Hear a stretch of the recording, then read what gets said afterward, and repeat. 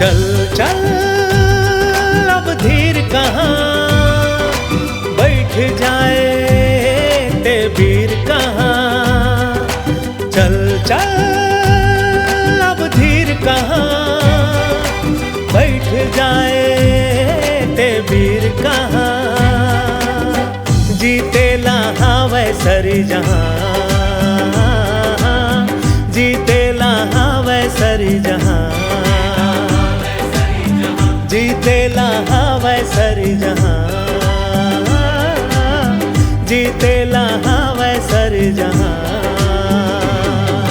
चल चल अब धीर कहाँ, बैठ जाए ते वीर कहाँ।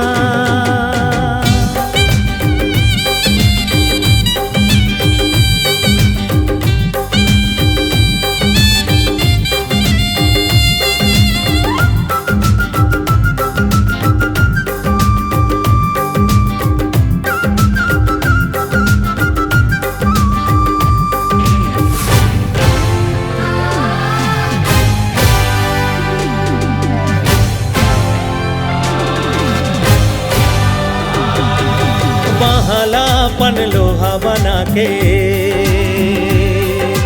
आँखी माँ पन गर्रा तय बोदे। बहाला पन लोहा बना के आँखी माँ पन गर्रा तय बोदे। डर भय घूरो दे ढेला बना के, भाग के लिखे जांगर ले धो दे। मुड़मा पागा बांध के निकल, मुड़मा पागा बांध के निकल। चल चल अब धीर कहाँ, बैठ जाए ते वीर कहाँ।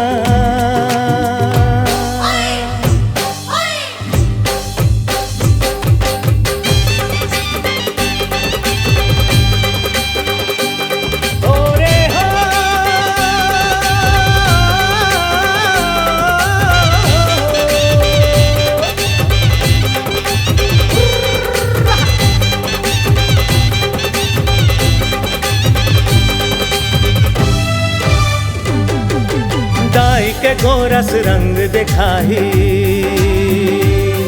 इतिहास तोरे पसीना लिखाही। दाई के गोरस रंग दिखाही, दिखाही इतिहास तोरे पसीना लिखाही। जे खर छाती बवंडर थमाही, ऊही मन जन आशीष पाही। हाथ में भभका लेके निकल, हाथ में भभका लेके निकल।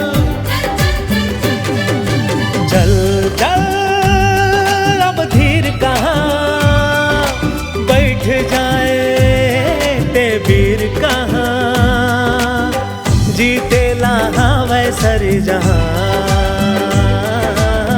जीते लाहावै सरी जहाँ।